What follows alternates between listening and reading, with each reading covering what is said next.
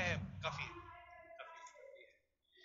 ठीक है, बस कितने 1:30 बजे तक की क्लास होगी ना, जितना, क्योंकि मेरी आगे फिर क्लास है ना, 2 बजे से क्लास है ना, ऑफलाइन क्लास है। ठीक है, चलिए। ठीक, गुड आफ्टरनून। क्या क्या क्या था लास्ट क्लास में डिस्कस, क्या कहाँ तक पहुंचे थे? I think 5 year plan start किया था।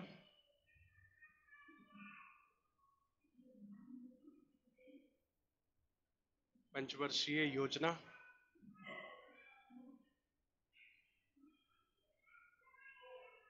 ठीक है। एंड मैंने आपसे डिस्कस किया था first 5 year plan, that was from 1951 to 1956. Second 5 year plan, that was 1956 to 1961. Third 5 year plan, that was 1961 to 1966. Fourth 5 year plan, ठीक है। और इसके बाद प्लान ब्रेक हुए थे, और प्लान ब्रेक होने के बाद 1966 to 1969 3 annual plan, ठीक है। और इसी एनुअल प्लान में लाई गई थी फर्स्ट ग्रीन रिवॉल्यूशन, पहली हरित क्रांति की शुरुआत हुई थी भारत में, ठीक है। और इस ईयर्स को हमने कहा था प्लान हॉलिडे, योजना अवकाश,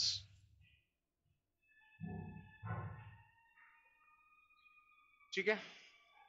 देन श्रीमती इंदिरा गांधी की गवर्नमेंट थी, और उन्होंने इंट्रोड्यूस किया 1969 to 1974 fourth 5 year plan. And इस प्लान का मेन ऑब्जेक्टिव, मुख्य उद्देश्य, सेल्फ रिलायंस, राइट। यहां तक हमने डिस्कस किया था। एंड इसी 5 ईयर प्लान में 14 बैंक्स का नेशनलाइजेशन हुआ, 14 बैंकों का राष्ट्रीयकरण किया गया, और वो डेट था 19 जुलाई 1969, ठीक है। यहां तक में कोई डाउट किसी भी स्टूडेंट को? जो डाउट है तो प्लीज कीजिए, फिर इसके बाद डिस्कस करते हैं। पहले डाउट क्लियर कर लें। कोई डाउट किसी भी 5 ईयर प्लान में?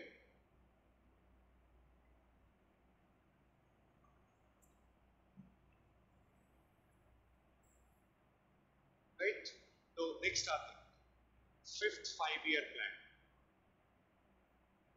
पांचवी पंचवर्षीय योजना। एंड फिफ्थ 5 ईयर प्लान का टेन्योर था 1974 to 1979,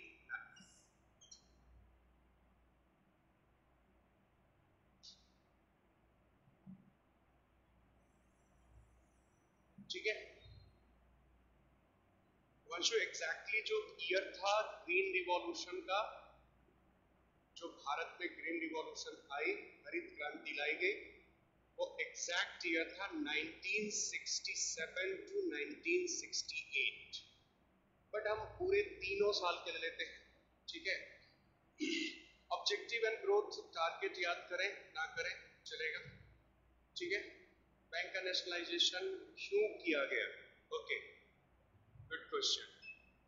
objective of banking nationalisation, objective of banking nationalisation, बैंकों के राष्ट्रीयकरण के उद्देश्य। ऑब्जेक्टिव ऑफ बैंकिंग नेशनलाइजेशन, बैंकों के राष्ट्रीयकरण के उद्देश्य। और इसमें इसका ऑब्जेक्टिव था to provide credit facility, to provide credit facility to priority sector, to provide credit facility to priority sector, Hindi में इसको कहते हैं प्राथमिक क्षेत्र को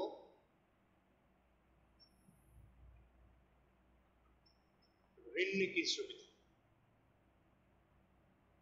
to provide credit facility to priority sector, प्राथमिक क्षेत्र को ऋण की सुविधा। अब मैं आपको बताता हूं कि क्यों ऐसा हुआ, प्रायोरिटी सेक्टर के लिए क्या जरूरत थी। अब जैसे प्रायोरिटी सेक्टर में आते हैं, प्राथमिक क्षेत्र के अंतर्गत आते हैं आपके फार्मर्स, ठीक है, देश के किसान आते हैं। तो आपको लगता है कि कोई भी प्राइवेट बैंक हमारे किसानों को कर्ज देगा?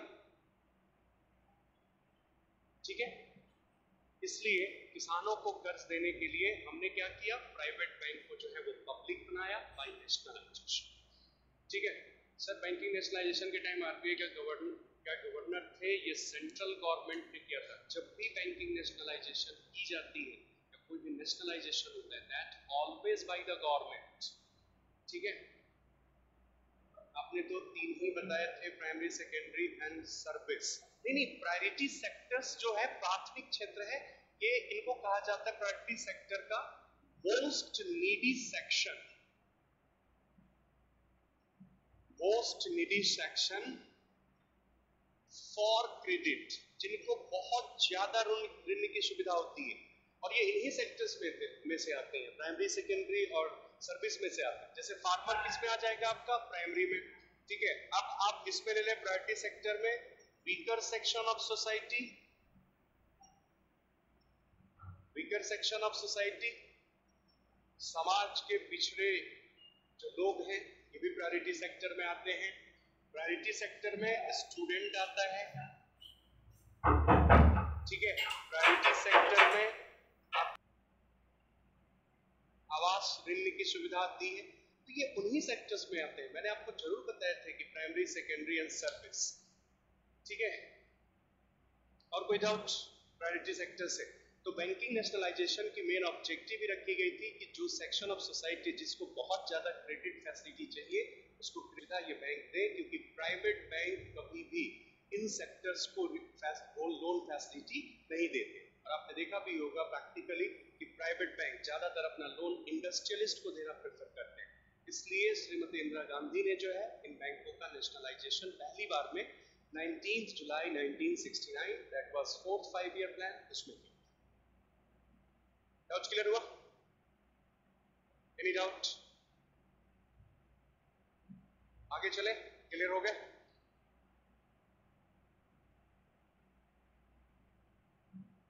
हेलो जी, ठीक है।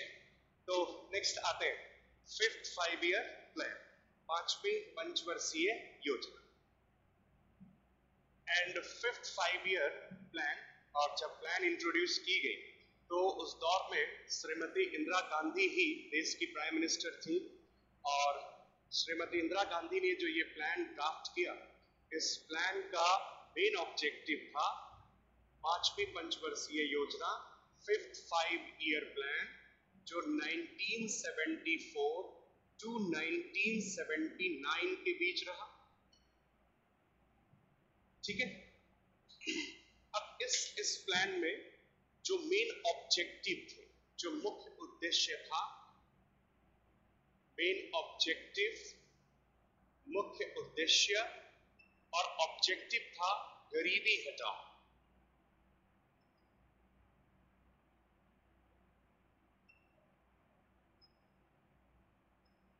मुख्य उद्देश्य, मेन ऑब्जेक्टिव, गरीबी हटाओ।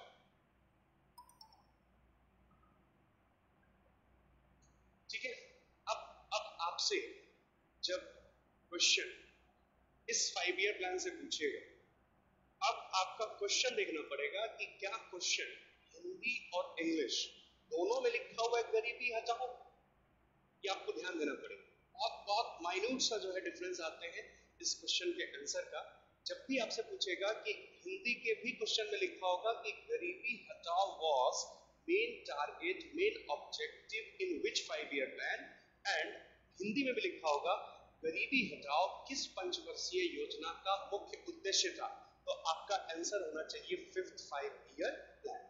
लेकिन एक और डाउट क्लियर कर देते हैं, कि अगर आपसे इंग्लिश में पूछे एराडिक्शन ऑफ पॉवर्टी और हिंदी में पूछे गरीबी हटाओ, मैं रिपीट करता हूँ, एराडिक्शन ऑफ पॉवर्टी हिंदी में गरीबी हटाओ, तो आपका आंसर होना चाहिए 4th 5-year प्लान, चौथी पंचवर्षीय योजना। क्योंकि यहाँ पे आपने देखा, मैंने इसको अंग्रेजी में भी गरीबी हटाओ लिखा और हिंदी में भी गरीबी हटाओ लिखा। इसका मतलब 5वें पंचवर्षीय योजना का मुख्य उद्देश्य क्या हो गया? गरीबी हटाओ। ठीक है, इसी पंचवर्षीय योजना में 5th 5-year प्लान में भारत में बनाए गए थे regional rural bank. Regional rural bank established in India।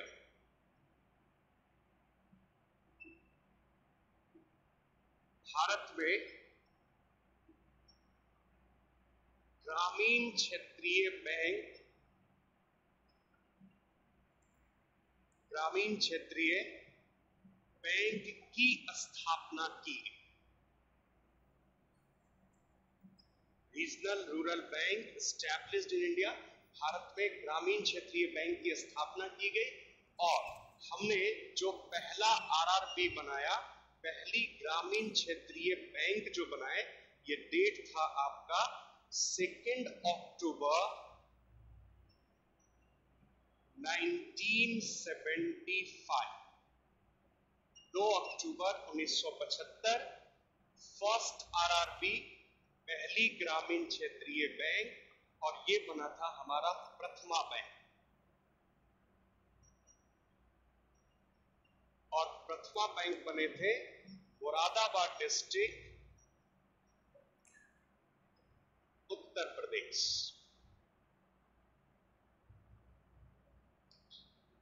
ठीक है, सक्सेसफुल 5-year प्लान रहा। इस पंचवर्षीय योजना का टारगेट था, ग्रोथ टारगेट था 4.4%। ठीक है, और हमने अचीव किया 4.8%। लेकिन ये ग्रोथ टारगेट किसके संदर्भ में था? With respect to GDP.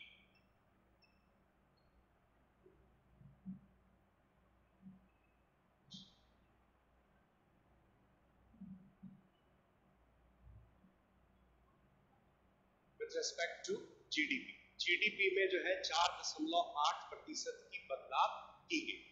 लेकिन सबसे बड़ी बात ये थी कि ये अभी तक की पहली ऐसी पंचवर्षीय योजना रही, जो पंचवर्षीय योजना नाम से तो था 5 वर्षों का, 1974 से लेकर के 1979 तक, बट श्रीमती इंदिरा गांधी की गवर्नमेंट जाने के कारण एग्जैक्टली 5th 5-year प्लान का जो कार्यकाल रहा, जो टेन्योर रहा, ये टेन्योर रहा 1974 to 1978।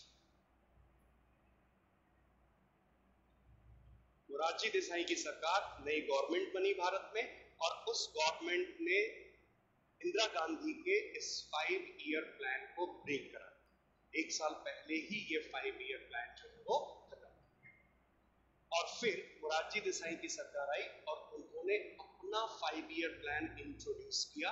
ठीक है, और वो इंट्रोड्यूस किया 6th 5-year प्लान, छठी पंचवर्षीय योजना। बट वो प्लान सिर्फ इंट्रोड्यूस हुआ, वो प्लान काम नहीं किया, क्योंकि मोरारजी देसाई की सरकार चली गई और सरकार जाने के कारण उनकी वो पंचवर्षीय योजना सिर्फ ड्राफ्ट में रह गया, वो ग्राउंड पे आकर के काम। मोरारजी देसाई के बाद देश के नए प्राइम मिनिस्टर फिर से बने चौधरी चरण सिंह, एंड चौधरी चरण सिंह की गवर्नमेंट ने ना 5-year प्लान इंदिरा गांधी का देखा, ना 5-year प्लान मोरारजी देसाई का देखा, और उन्होंने एक अलग 5-year प्लान की शुरुआत। और वो बेसिकली 5-year प्लान नहीं था, उन्होंने एक अलग प्लान की शुरुआत। और चौधरी चरण सिंह की गवर्नमेंट ने जो प्लान बनाए, उस प्लान का नाम था रोलिंग प्लान।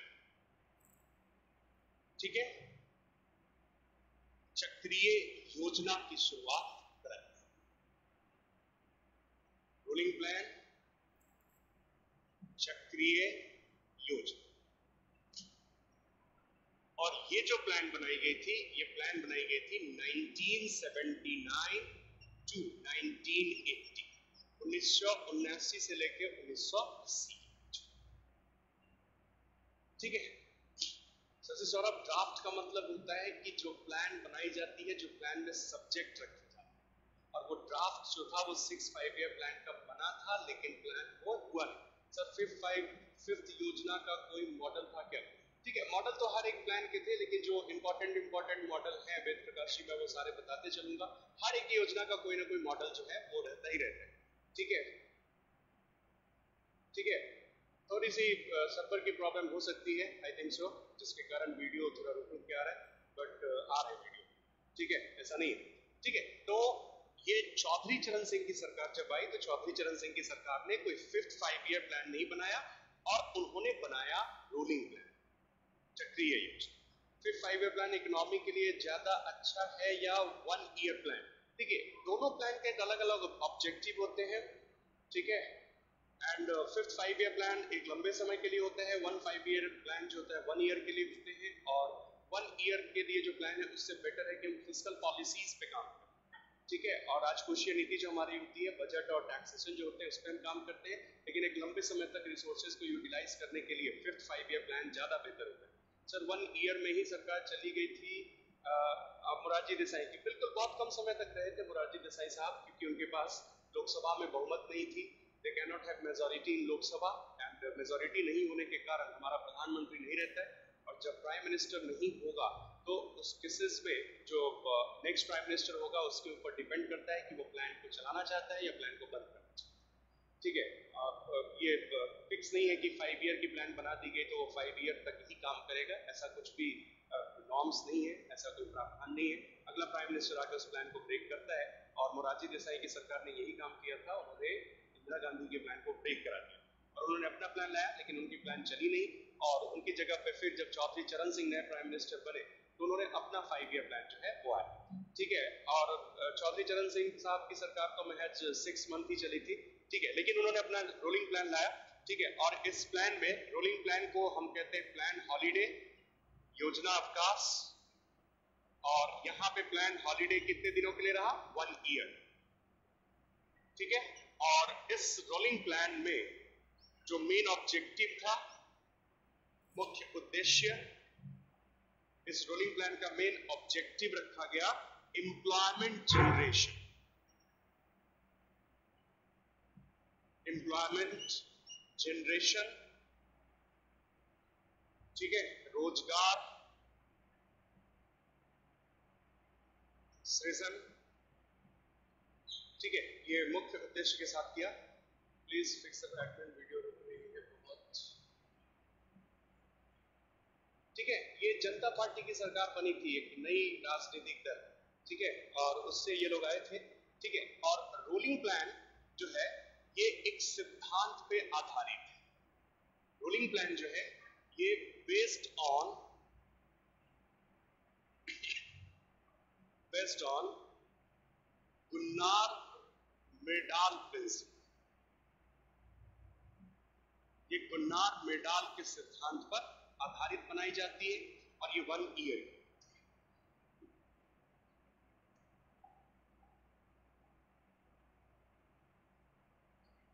ठीक है, गुन्नार मेडाल प्रिंसिपल है, ये गुन्नार मेडाल का सिद्धांत है, और उसी पे रोलिंग प्लान बनाई जाती है। तो आप सभी ये बताएं कि अभी तक के टोटल 5 ईयर प्लान में हमारा टोटल हॉलीडेज कितने दिन? ठीक है, ओके, थैंक यू शिल्पा जी। ठीक है, हमारे अभी तक के टोटल 5 ईयर प्लान में जो है वो हॉलीडेज कितने दिनों तक का रहा? Any reply? 4, एग्जैक्टली। हिमांशु, 4 साल का हॉलीडे अभी तक रहा। ठीक है, प्लान हॉलीडे, क्योंकि समटाइम्स पूछ लेता है कि कितने प्लान हॉलीडे थे, तो अभी तक मैंने बताया प्लान हॉलीडे पहला कब हुआ? 1966 से लेके 1969, एंड दूसरा हॉलीडे कब हुआ? 1979 टू 1980। तो यहाँ पे 3 ईयर एंड 1 ईयर। तो अभी तक के 5 ईयर प्लान में टोटल हॉलीडेज कितने के हो गए? 4, 4।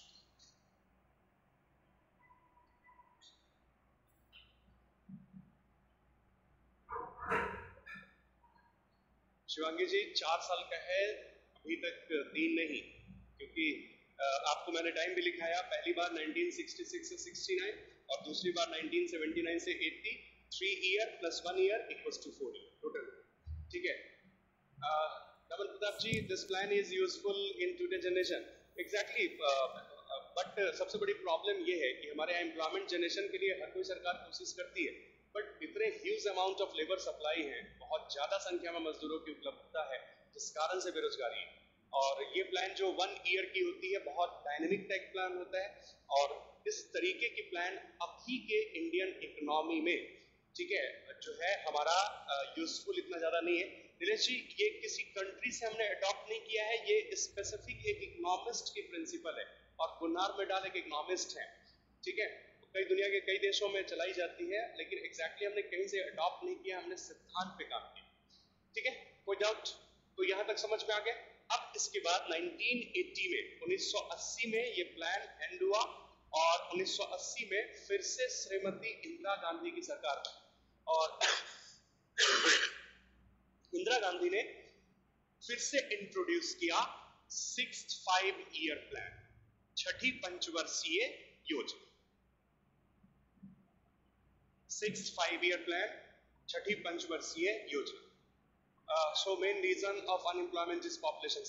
No, population, only population is not a main reason. The main reason is huge amount of supply of labor. Sir, can we expect a huge amount of labor to other needy countries? Exactly, it depends on government policy. What the principal state? एकता जी, मैं समझ नहीं पा रहा हूँ कि आप क्या पूछना चाह रही है। What the principal state? आप जरा क्लियर लिखें, फिर मैं आपके क्वेश्चन को रिप्लाई करता हूं कि आप क्या पूछना चाह रही हैं। ठीक है, तब तक फिलहाल हम आते हैं 6 5 ईयर प्लान पे, छठी पंचवर्षीय योजना, और 6 5 ईयर प्लान इंट्रोड्यूस की गई 1980 to 85, 1980 से लेकर के 85 के बीच में। ठीक है, और इस प्लान का मेन ऑब्जेक्टिव, मुख्य उद्देश्य और मेन ऑब्जेक्टिव रखा गया स्ट्रक्चरल चेंज, संरचनात्मक बदलाव, कि हम अपनी इकोनॉमी में बहुत सारे ऐसे प्रोग्राम पॉलिसीज को इंट्रोड्यूस करेंगे जिस प्रोग्राम एंड पॉलिसीज से huge amount of employment generation हो, हम अपने जो है रिसोर्सेज का ऑप्टिमम यूटिलाइजेशन करें, और इन्हीं ऑब्जेक्टिव के साथ श्रीमती इंदिरा गांधी ने स्ट्रक्चरल चेंज को लेकर के इस प्लान की ड्राफ्टिंग जो है वो कराई, 6 5 ईयर प्लान। ठीक है, अब जो है इस 5 ईयर प्लान में, जो है 6 5 ईयर प्लान में, more than 20 program and policies, more than 20 program and policies introduced in rural and urban areas. In rural and urban areas, शहरी एवं ग्रामीण क्षेत्र में। ठीक है, अभिनंदन जी, मैं लास्ट पे फिर से कहता हूं, इंदिरा गांधी की सरकार का क्यों चली गई थी? क्योंकि इंदिरा गांधी को जो है इलाहाबाद हाई कोर्ट ने इलेक्शन कंटेस्ट करने से मना किया था, 6 ईयर के लिए मना किया था, और इसीलिए उनकी सरकार जो है वो चली गई। ठीक है, और मोरारजी देसाई की सरकार आई, और आपने सुना भी होगा 1975 में पूरे देश में नेशनल इमरजेंसी लगाए गए थे, एंटी इंदिरा कैंपेनिंग की गई थी पिंटू जी। ठीक है, जिस कारण से इनकी सरकार चली। ठीक है, इस 5 ईयर प्लान में 20 से ज्यादा जो है योजना एवं कार्यक्रम की शुरुआत की गई ग्रामीण एवं शहरी क्षेत्र में, और इस प्रोग्राम पॉलिसीज की मेन सब्जेक्ट ये थी कि हम लोगों को प्रोग्राम पॉलिसीज से जो है वो एम्प्लॉयमेंट जनरेशन करेंगे। ठीक है, हम अपना स्ट्रक्चर चेंज करेंगे। लेकिन इसी 5 ईयर प्लान में, छठी पंचवर्षीय योजना में, इंदिरा गांधी ने फिर से 6 बैंकों का नेशनलाइजेशन किया, nationalisation of 6 private sector bank, 6 निजी क्षेत्रीय बैंक का फिर से नेशनलाइजेशन किया गया, और पहली बार हमने कितने बैंकों का किया था? 14। सर, इमरजेंसी का मेन ऑब्जेक्टिव क्या था? क्योंकि पूरी Indira Gandhi as a dictator काम कर रही थी, जिस कारण से जो है पूरा भारत उनके अगेंस्ट हुआ था। ठीक है, अब ये जो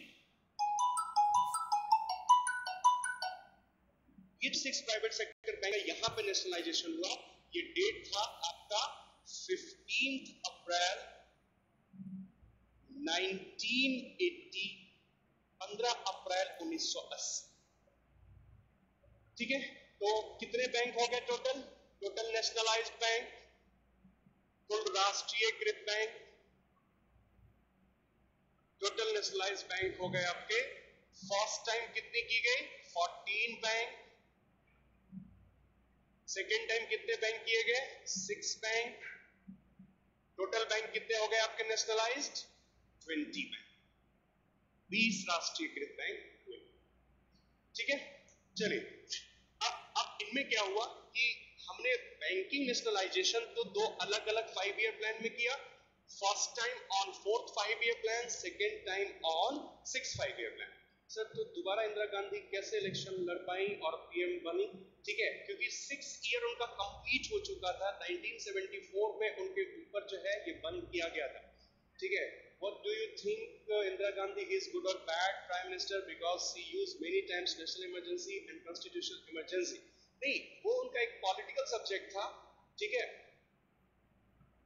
और political subject and economical subject बिल्कुल अलग होती है। उन्होंने अपने राजनीतिक बेनिफिट के लिए सारा काम करती थी, बट इकोनॉमिक बेनिफिट के लिए भी उन्होंने बहुत सारा काम किया है।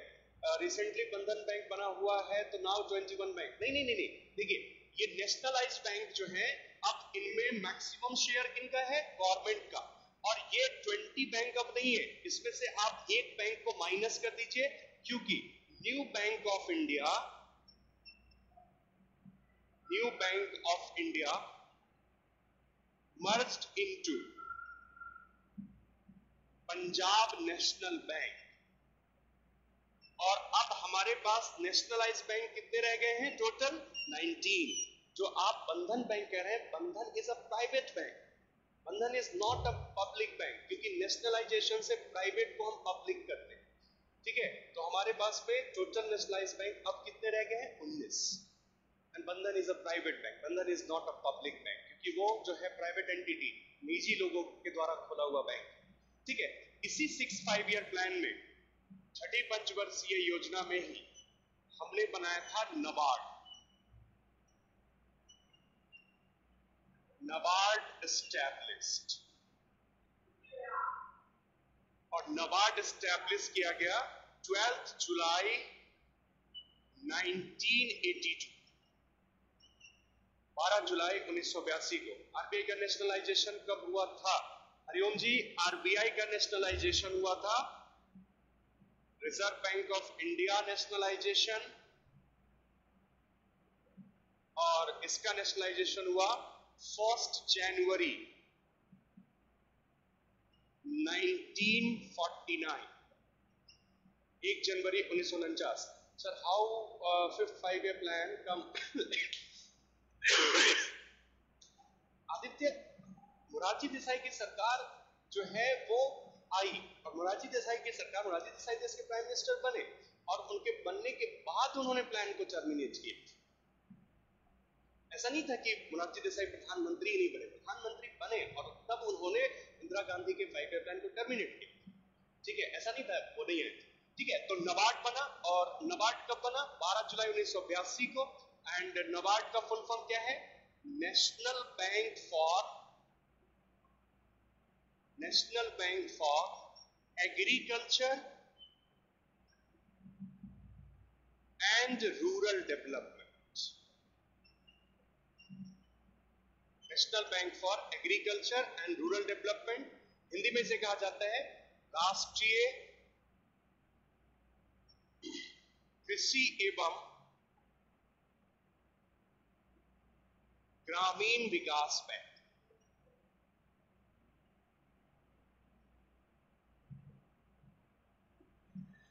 ठीक है, और इस बैंक को जब बना तो इस बैंक की हेडक्वार्टर कहां रखी गई?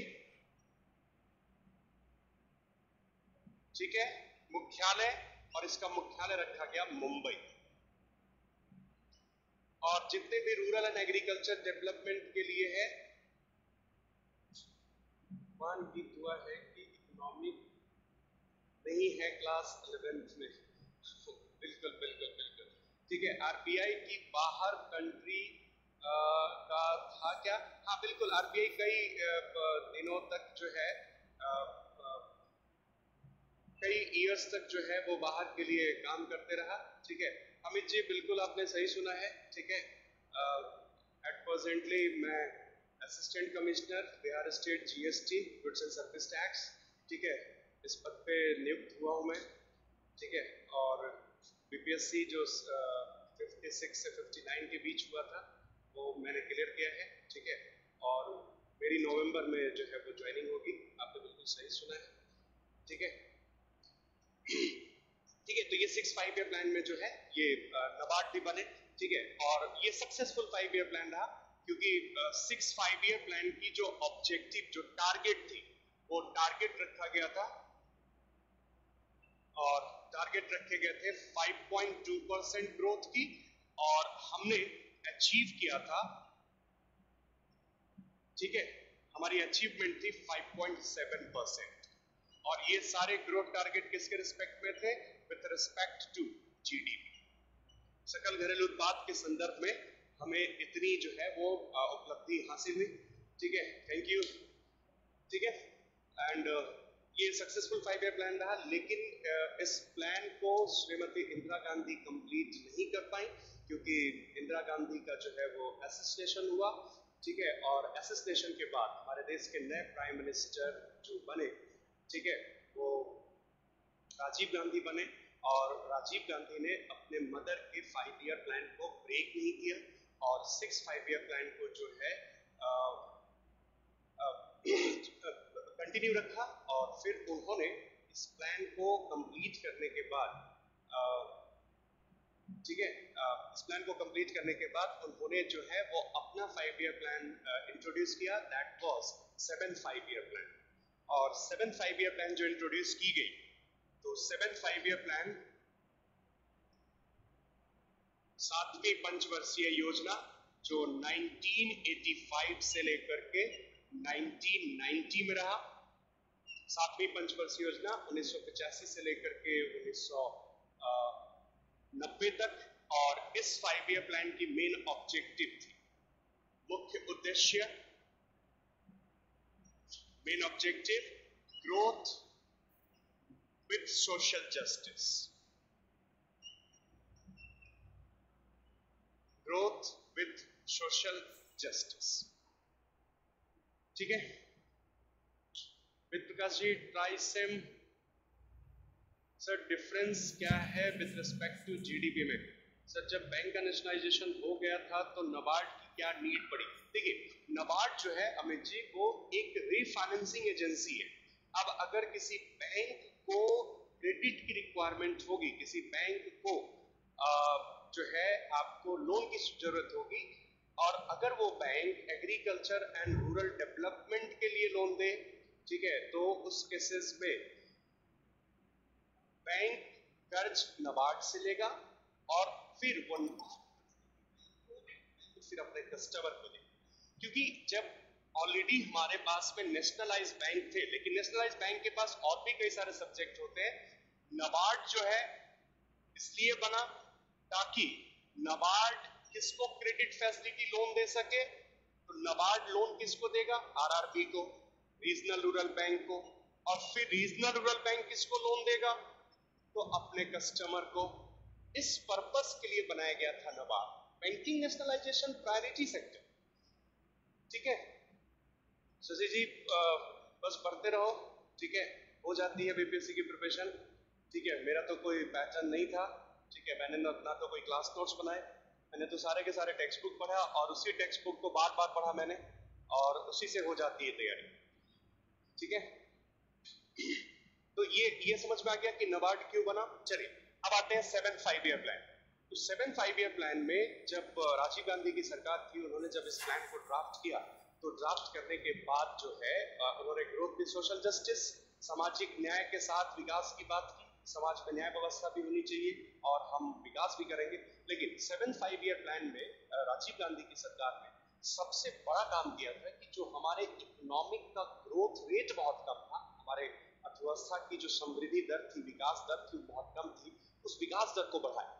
और कई सारे प्रोग्राम पॉलिसी जो है उस 5 ईयर प्लान में भी चलाए गए थे, जिसमें इंदिरा आवास योजना, जवाहर रोजगार योजना, किसान क्रेडिट कार्ड, ऐसे सारे स्कीम जो है वो लाए गए थे। ठीक है, और ये प्लान जो रहा वो सक्सेसफुल प्लान रहा। और 7 5 ईयर प्लान की 7वें पंचवर्षीय योजना की जो टारगेट थी, जो लक्ष्य निर्धारित किया गया था, वो था ग्रोथ टारगेट जो था वो था 5%। हम 5% टारगेट से ग्रो करेंगे, लेकिन हमने जो अचीव किया, ये अचीव हमने किया 6%, 6%। और यहां भी हमारा ग्रोथ टारगेट क्या था विथ रिस्पेक्ट टू जीडीपी, कि सकल घरेलू उत्पाद में 5% और 6% जो है वो करनी। ठीक है हरिओम जी, बिल्कुल समझाता हूं। देखिए, नाबार्ड बना, ठीक है, 1982 में। नाबार्ड जो है वो लोन की फैसिलिटी किसको देगा? आरआरबी। नाबार्ड कभी भी किसी फार्मर्स को लोन नहीं देता है। और फिर आरआरबी नाबार्ड से वो लोन लेने के बाद ये लोन किसको देगा? अपने कस्टमर, अपने ग्राहक को, जिसमें किसान भी होंगे या रूरल डेवलपमेंट के लिए सब्जेक्ट आएगा। ठीक है, ये सारी चीजें। ठीक है, एनसीईआरटी टेक्स्ट बुक पढ़ सकते हैं आप। ठीक है, बेस बनाने के लिए अच्छी किताब है। बाकी अप्लाइड बुक्स पढ़िए। ठीक है, इसी दिन और क्लासेस होंगी तो मैं आपसे पूरा डिस्कस करूंगा कि आप UPSC as well as BPSC इन सब के लिए कैसे तैयारी करेंगे। मैं सारा आप लोगों को डिस्कस करूंगा, पूरे टेक्स्ट बुक बता दूंगा, कौन कौन सी टेक्स्ट बुक पढ़ना होता है, ठीक है, कैसे पढ़ना होता है, ये सारी चीज आप लोगों के साथ में शेयर करूंगा पक्का। ठीक है, क्लास अभी चलने दीजिए। ठीक है, लोन का परसेंटेज, सुदीप्तो सरकार, लोन का परसेंटेज, कोई लोन का परसेंटेज नहीं है। ठीक है, लोन जितना चाहिए। ठीक है, और नाबार्ड के पास जो फंड आती है that is from the budget, सरकार जो बजट में देगा, ठीक है, उससे। और आरआरबी डायरेक्ट बैंक से ले लेता है, डायरेक्ट बैंक से भी ले सकता है ज्योति जी। ठीक है, और बाकी जो है नाबार्ड उनके लिए मेन संस्था है, rather than कि वो आरबीआई से लोन ले या किसी और बैंक से लोन ले। ठीक है, आरआरबी का फुल फॉर्म है रीजनल रूरल बैंक, ग्रामीण क्षेत्रीय बैंक, रीजनल रूरल बैंक, ग्रामीण क्षेत्रीय बैंक। ठीक है, आरआरबी। ठीक है, शिवराज जी, 7 5 ईयर प्लान का मेन ऑब्जेक्टिव, 7 5 ईयर प्लान का main objective growth with social justice, growth with social justice. ठीक है, आर्थिक समृद्धि के साथ जो है आपको सामाजिक न्याय। ठीक है, आज के क्लास के बाद नहीं, आज का क्लास ऑलरेडी जो है अलग बताऊंगा। हाँ, एग्जांपल के लिए आप ले सकते हैं, पंजाब रीजनल रूरल बैंक तो नहीं है, मालवा क्षेत्रीय ग्रामीण बैंक है, मालवा रीजनल रूरल बैंक है। और आपके एरियाज में एक और भी है, सर्व हरियाणा रीजनल रूरल बैंक, ये सब है। ठीक है, अभिनंदन जी, जीडीपी नेक्स्ट चैप्टर में हम लोग आएंगे, नेक्स्ट चैप्टर जीडीपी पे ही आएगा। ठीक है, तो ये 7 5 ईयर प्लान थी। और जैसे ही 7 5 ईयर प्लान 1990 में एंड हुआ, तो यूनियन लेवल पे पॉलिटिकल क्राइसिस हो गई। ठीक है, पॉलिटिकल क्राइसिस कहने का मतलब है कि कोई भी हमारा प्राइम मिनिस्टर जो था वो परमानेंट नहीं हो पा रहा था। ठीक है, और प्राइम मिनिस्टर परमानेंट नहीं होने के कारण हमने 1990 से लेकर के 1992 के बीच, 1990 टू 92, हमने जो है फिर से किया प्लान हॉलिडे, योजना अवकाश।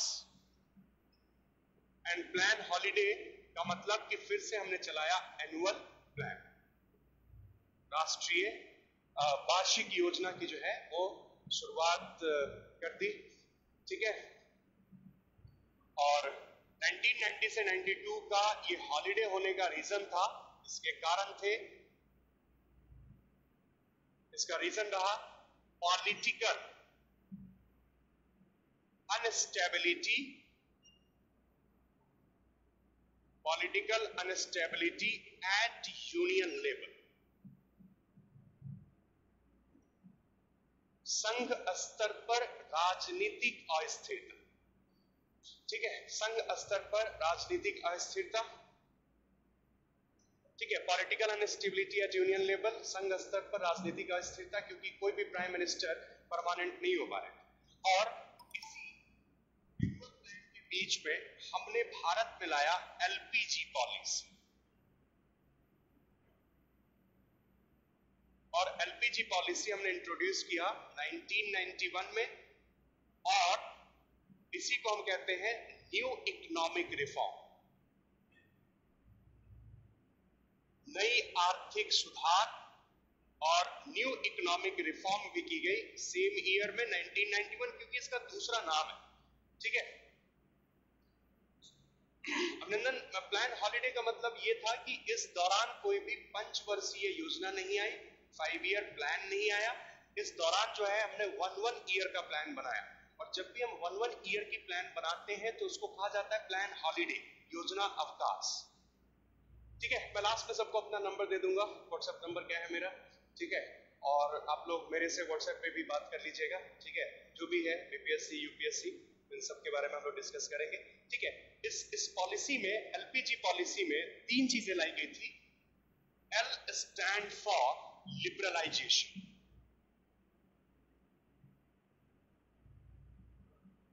B stand for privatization and G stand for globalization. Liberalization, privatization and globalization, ये एलपीजी था।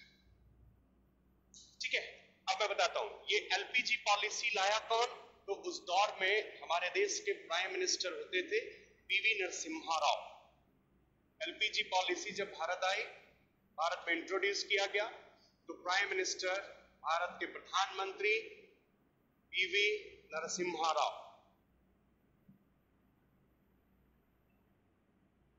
ठीक है, और इस दौरान देश के फाइनेंस मिनिस्टर, वित्त मंत्री और फाइनेंस मिनिस्टर होते थे, जो बाद में प्राइम मिनिस्टर भी बने, डॉक्टर मनमोहन सिंह।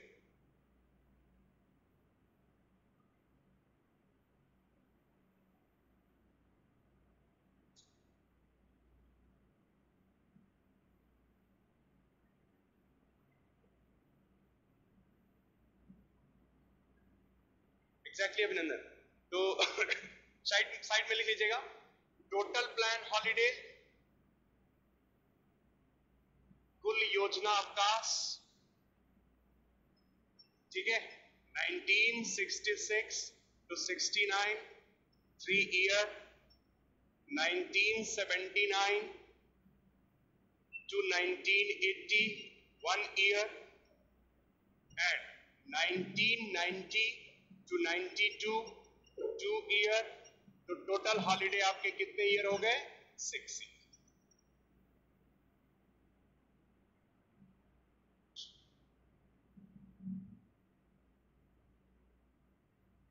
ठीक है, अब इस पॉलिसी पे आते हैं। जो लिबरलाइजेशन लाया गया, इसमें हमने इंडिया में लाइसेंसिंग पॉलिसी को जो है, बुक्स एंड टीचर्स में ये एक फर्क है कि बुक सिर्फ कोर्स की ही नॉलेज देते हैं और टीचर जिंदगी कैसे जीना है। Okay, thank you. ठीक है, लिबरलाइजेशन में जो है वो हमने अपने यहाँ पे लाइसेंसिंग पॉलिसी को जो है वो normal. Sir, what were the causes of economic recession during 1991? हमारे ऊपर आदित्य जी, हमारे ऊपर बहुत ज्यादा बैलेंस ऑफ पेमेंट हो गया था, भुगतान संतुलन हमारा खराब हो गया था, क्योंकि हमने सिर्फ इंपोर्ट किया था, हमने वस्तुओं का आयात कराया था, हमने एक्सपोर्ट नहीं कराया था, जिसके कारण हमारे ऊपर दूसरे देशों का देनदारी बचा हुआ था। वो क्राइसिस थी 1991 में, जिसके कारण हमने ये पॉलिसी जो है वो अडॉप्ट किया। तो लिबरलाइजेशन में हमने अपने यहाँ पे लाइसेंसिंग पॉलिसी, जो टफ पॉलिसी होती थी, उस पॉलिसी को हमने लिबरल कर दी, जिसके कारण हमारे यहाँ प्राइवेट इंडस्ट्री आने शुरू हो गए, और प्राइवेट इंडस्ट्री के साथ साथ फॉरेन इंडस्ट्री भी शुरू हुए। ठीक है, प्राइवेटाइजेशन में, निजीकरण में हमने उन सभी ग्रेटेस्ट क्राइसिस ईयर नहीं, ग्रेटेस्ट क्राइसिस ईयर नहीं, ग्रेटेस्ट क्राइसिस ईयर अगर आप कहेंगे तो ग्लोबल डिप्रेशन की बात होती है। और ग्लोबल डिप्रेशन जो हुए हैं, ठीक है, ये ग्लोबल डिप्रेशन हुए हैं 1930 में, 1930 में। ठीक है, चलिए हम लोग पहले अपने टॉपिक पे आते हैं, फिर लास्ट में हम लोग एक छोटा सा टाइम निकाल लेंगे और उस टाइम निकाल करके उसमें सारे डाउट्स क्लियर करेंगे वन बाय वन। ठीक है, तो प्राइवेटाइजेशन में हमने क्या किया कि जो भी हमारे लॉस मेकिंग कंपनीज थे, जो भी हमारे घाटे के कंपनी थे भारत सरकार के और राज्यों के भी, तो भारत सरकार ने और राज्य सरकार ने भी अपने लॉस मेकिंग कंपनीज को जो है वो प्राइवेट प्राइवेट्स के बीच पे भेज दी, प्राइवेट्स को दे दी। जैसे हमने कुछ कंपनी टाटा को दिया, कुछ कंपनी हमने रिलायंस को दे दिए, कुछ कंपनी जो है हमने हिंदुस्तान यूनिलीवर लिमिटेड को दे दिए, वो था हमारा प्राइवेटाइजेशन। ये हमने उसका निजीकरण किया, हमने अपने उस बर्डन को जो है वो प्राइवेट्स को दे दिए, ठीक है। और प्राइवेट्स को देने का रीजन ये था कि हमारे ऊपर से बर्डन कम हो जाए, ठीक है। एंड ग्लोबलाइजेशन जो वैश्वीकरण कहा जाता है, क्योंकि लिबरलाइजेशन का मतलब होता है उदारीकरण, प्राइवेटाइजेशन का मतलब होता है निजीकरण कि हमने अपने एसेट बेचे, ठीक है। और ग्लोबलाइजेशन का मतलब होता है वैश्वीकरण, ठीक है। हमने अपनी इकोनॉमी को ओपन किया, और इकोनॉमी को ओपन किया और हमने फॉरेन इन्वेस्टर्स को आने का मौका दिया। और जब फॉरेन इन्वेस्टर्स हमारे यहाँ आएंगे तो ऑब्वियस सी बात है वो क्या लेकर के आएंगे, एफडीआई, फॉरेन डायरेक्ट इन्वेस्टमेंट, ठीक है। एक मिनट में रिपीट करता हूँ। और फॉरेन डायरेक्ट इन्वेस्टमेंट आने से हमारे ऊपर फॉरेन रिजर्व जो है हमारा बढ़ता चला गया, और जैसे फॉरेन रिजर्व बढ़ेगा, ठीक है, तो फॉरेन रिजर्व बढ़ने के बाद हमारे ऊपर जो वो क्राइसिस थी, बैलेंस ऑफ पेमेंट की क्राइसिस थी, वो क्राइसिस खत्म, ठीक है। मैं फिर से रिपीट करता हूँ, क्या क्या था ये। लिबरलाइजेशन में हमने लाइसेंसिंग पॉलिसी को नॉर्मल किया था। एकता जी आ जाएगी थोड़ी देर में वीडियो, ठीक है। लिबरलाइजेशन में हमने लाइसेंसिंग पॉलिसी को जो है वो नॉर्मल किया, लिबरल किया। प्राइवेटाइजेशन में हमने लॉस मेकिंग कंपनीज को बेचे, ठीक है। और ग्लोबलाइजेशन में हमने जो है हमने अपनी इकोनॉमी को ओपन किया, ठीक है। क्लोज इकोनॉमी नहीं थी, but Shashi ji close economy का मतलब ये नहीं होता कि कोई आ नहीं सकता है। क्लोज इकोनॉमी ऐसे नहीं आप कह सकते। उस दौर में हमारे यहाँ कंपनीज को लाइसेंस देने की जो सिस्टम थी वो बहुत रिजिड था, लाइसेंस की प्रथा बहुत जटिल थी, जिस कारण से हमारे यहाँ फॉरेन कंपनीज आते नहीं थे, इसलिए, ठीक है। और फॉरेन रिजर्व में जो विदेशी मुद्रा भंडार होते हैं उसको हम फॉरेन रिजर्व कहते हैं, वो हमारा बढ़ा, क्योंकि जो हमारे यहाँ विदेशी कंपनी आने लगे वो विदेशी पैसे लेकर के आने लगे, जिससे हमारा रिजर्व बढ़ा। और ये 1991 में हुई, और फिर 1992 में जाकर के पॉलिटिकल स्टेबिलिटी बनी, और पॉलिटिकल स्टेबिलिटी बनने के बाद हमने इंट्रोड्यूस किया 8th 5-year प्लान, 8वीं पंचवर्षीय योजना। और 8th 5-year प्लान इंट्रोड्यूस की गई 1992 टू 1997, 1992 से लेकर के 1997 के बीच। और इस प्लान का जो मेन ऑब्जेक्टिव था, जो मुख्य उद्देश्य थे, मेन ऑब्जेक्टिव था ह्यूमन रिसोर्स डेवलपमेंट, मानव संसाधन विकास, ह्यूमन रिसोर्स, ठीक है। रंजन जी इतनी रिजिड पॉलिसीज नहीं बनाई गई थी क्योंकि पंडित नेहरू जो थे वो सोशलिज्म के फेवर में थे, और सोशलिस्टिक इकोनॉमी में हम लोगों ने पहले क्लास में जो है ये आपको बताए भी थे कि सोशलिस्टिक इकोनॉमी में जो मैक्सिमम रिसोर्सेज होते हैं, ठीक है, वो रिसोर्सेज जो है वो गवर्नमेंट के हैंड्स में होते हैं, कंट्रोल गवर्नमेंट का होता है, ठीक है। वेद प्रकाश जी एफडीआई का मतलब ये होता है कि अगर भारत में कोई इन्वेस्टमेंट है, उस इन्वेस्टमेंट का 10% एंड 10% से अबव अमाउंट विदेशों से है। सपोज दैट हमारे यहाँ 1000 करोड़ का कोई इन्वेस्टमेंट है और 100 करोड़ और 100 करोड़ से ऊपर की अमाउंट अगर विदेश से आती है, उसको कहते हैं एफडीआई।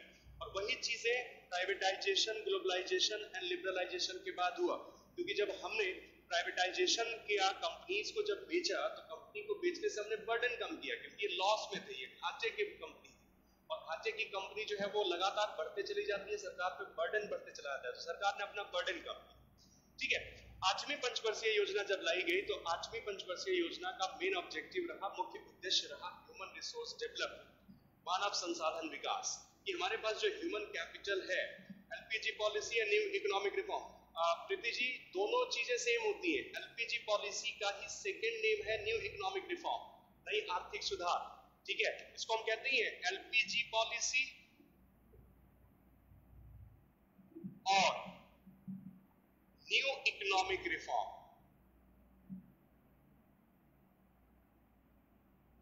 नई आर्थिक सुधार, दोनों एक ही चीज होते हैं, दोनों में कोई डिफरेंसेस नहीं होते हैं। ग्लोबलाइजेशन आने के बाद कंट्री का एडवांटेज क्या मिला? सुदीप्तो सरकार, हमें टेक्नोलॉजी मिली, क्योंकि जब कोई विदेशी कंपनी भारत में आते हैं तो वो हमेशा क्या लाता है? तकनीकी, और तकनीकी हमारे पास आए, क्योंकि हमारे पास टेक्नोलॉजी की भी जो है वो कमी थी। ठीक है, तो चलिए इस पे आते हैं। तो 8th 5 ईयर प्लान में जो ह्यूमन रिसोर्स डेवलपमेंट था, इसमें हमने ड्रिंकिंग वाटर, ठीक है, पेयजल की सुविधा, प्राइमरी एजुकेशन, इन सब की सुविधा की बात जो है वो की, और ये सक्सेसफुल 5 ईयर प्लान था। लेकिन इस फेजेस में जो 8वीं पंचवर्षीय योजना के बाद की बात आती है, मैं किसी भी 5 ईयर प्लान में आपको ये नहीं बताऊंगा कि हमारा ग्रोथ टारगेट था कितना, क्योंकि यहाँ पे और इस फेजेस में हम सिर्फ देखते हैं कि हमारे यहाँ एफडीआई का क्या स्टेटस, फॉरेन डायरेक्ट इन्वेस्टमेंट कितना है, हम उस चीज को फोकस करते हैं। ठीक है, हम न्यूमेरिकल टारगेट को फोकस नहीं करते, बिल्कुल भी फोकस उसको जो है हमने नहीं किया, हमने सिर्फ ऑब्जेक्टिव से। लेकिन ये सक्सेसफुल 5 ईयर प्लान था, 8वीं पंचवर्षीय योजना जो है वो सक्सेसफुल है। तो लिख लीजिएगा इस चीज को, 8th 5 year plan was successful 5 year plan. 8वीं पंचवर्षीय योजना सफल पंचवर्षीय योजना रही। 8th 5 year plan was successful 5 year plan. 8वीं पंचवर्षीय योजना सफल पंचवर्षीय योजना रही। ठीक है, अभिनंदन जी, 8वीं पंचवर्षीय योजना जब पीवी नरसिम्हा राव देश के प्रधानमंत्री थे तब आए थे, और ये पहली ऐसी पंचवर्षीय योजना है जिसमें हमारे देश के 3 प्राइम मिनिस्टर रहे, PV Narasimha Rao, Atal Bihari Vajpayee and SD Deve Gowda, 3 प्रधानमंत्री के बीच में रहा। फिर हमने इंट्रोड्यूस किया इस प्लान के बाद 9th 5 ईयर प्लान, 9वीं पंचवर्षीय योजना, और 9th 5 ईयर प्लान जो आपकी इंट्रोड्यूस की गई, दैट इज 1997 to 2002, 1997 से। What will happen if schools, railway and banks will be given on private hands? Will it be good for India? No, Avinash जी, बिल्कुल नहीं, क्योंकि अगर इन सभी चीजों को प्राइवेट्स के हैंड में दे देते हैं, our economy became capitalist, and capitalist economy always work for the profit maximization. इसलिए ये सारी चीजें बेसिक्स हैं, स्कूल्स हैं, रेलवेज हैं, बैंक्स हैं, ये पब्लिक भी होने चाहिए और प्राइवेट्स भी होने चाहिए, ताकि उनके बीच कॉम्पिटिटिव एटमॉस्फेयर बना रहे। ठीक है, तो 9th 5 ईयर प्लान लाया गया, और 9th 5 ईयर प्लान की मेन ऑब्जेक्टिव रखी गई, मुख्य उद्देश्य, मेन ऑब्जेक्टिव रखा गया सस्टेनेबल डेवलपमेंट। सस्टेनेबल डेवलपमेंट, आप इसको धारणीय विकास कहें। ठीक है, और सस्टेनेबल डेवलपमेंट का मीनिंग ये रखा गया कि जो भी रिसोर्सेज हमारी ओन जनरेशन के लिए अवेलेबल है, जो भी संसाधन हमारे लिए है, हम उन्हीं संसाधन का यूटिलाइजेशन करें, हम किसी भी फ्यूचर जनरेशन के रिसोर्सेज का यूटिलाइजेशन ना करें। जो हमारे आने वाला जनरेशन है उसके लिए जो संसाधन उपलब्ध है, ठीक है, उसके लिए हम और उनके रिसोर्सेज को हम मिस यूटिलाइज या ओवर यूटिलाइज ना करें। जैसे सस्टेनेबल डेवलपमेंट का मतलब होता है, आज हमारे यहाँ most of the river water जो है वो पॉल्यूटेड हो चुका है, लेकिन रिवर वाटर किसी एक जनरेशन के लिए नहीं होता, मल्टीपल जनरेशन के लिए है। अगर हम रिवर वाटर फेज 3 कब स्टार्ट होगा? सुदीप्तो सरकार, लोन का कोई परसेंटेज नहीं होता है, कितना परसेंट लोन देती है सरकार, जितना फंड देगी उतना लोन मिलेगा। ठीक है, जो भी हमारा जो है थर्ड फेज, ये थर्ड फेज ही चल रहा है। ठीक है, मैं आपको रिपीट कर देता हूं कैसे कैसे फेज थे। फर्स्ट फेज, पहला चरण 1951 to 1966, सेकेंड फेज, दूसरा चरण 1966 to 1990, and third phase 5 year plan का, और थर्ड फेज हुआ आपका 1990 to 2017, ये तीसरे फेज में है, ये पंचवर्षीय योजना का तीसरा फेज है। ठीक है, आजकल सारी चीजें प्राइवेट हो रही है, कोई दिक्कत नहीं, बट हर चीज प्राइवेट नहीं। आज भी रेलवे ट्रांसपोर्टेशन प्राइवेट नहीं है, रेल परिवहन आज भी भारत सरकार के पास ही रहता है।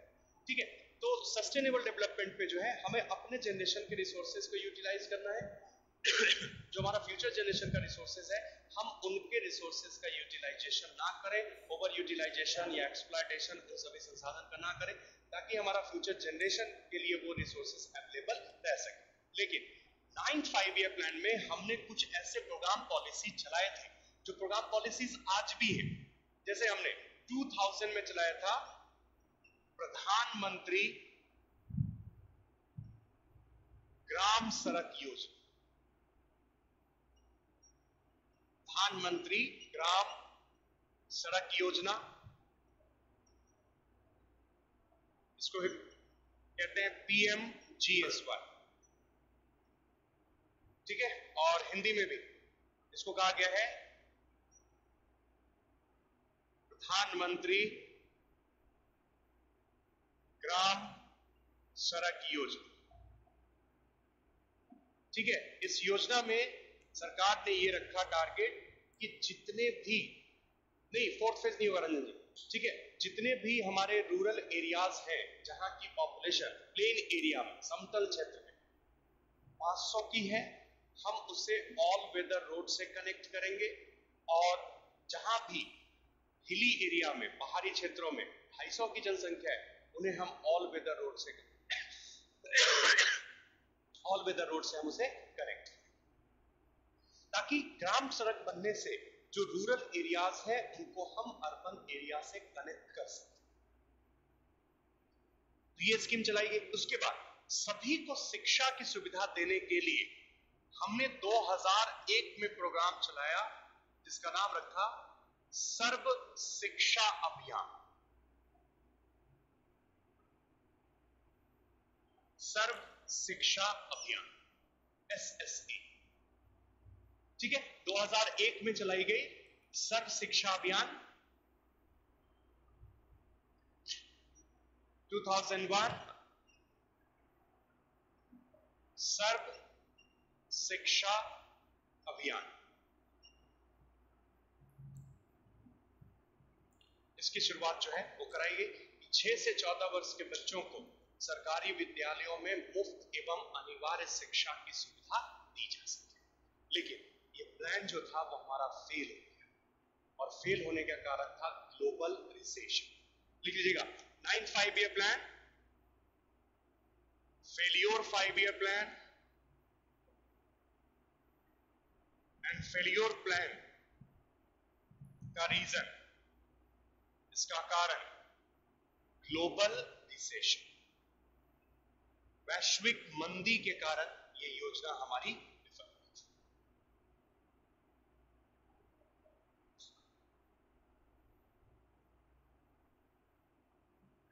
ठीक है।